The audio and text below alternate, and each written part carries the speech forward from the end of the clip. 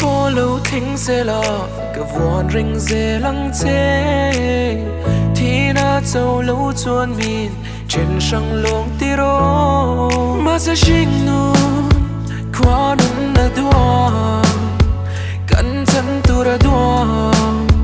anh mà đã khác lâu nằm na care po cẩn thận tu ra đua vui thấy cần đi lâu qua đến là đi xí anh suy bia ra là nghe chua nhìn lâu qua về rồi ta chưa đến chân nào ôm tổ lâu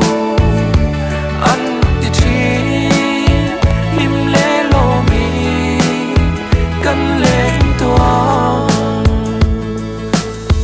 anh phố lâu thính sẽ là cả vòn rình dê lăng thế thì na châu lâu chuan min trên sông lông tiro nát na i đâu rồi lâu tôi xuống lên là hát phân sẽ khan pan nè đã trong trái cái tiếng chỉ na i đâm nan mà sẽ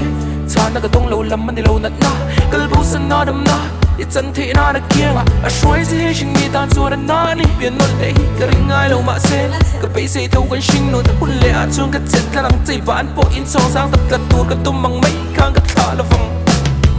anh suy bia ra là nghe chua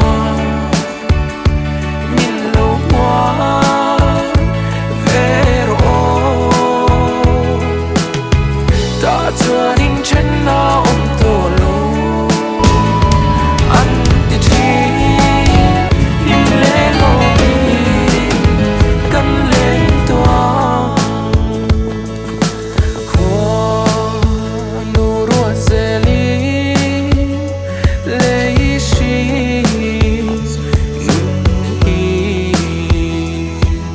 Ariam te he ko ve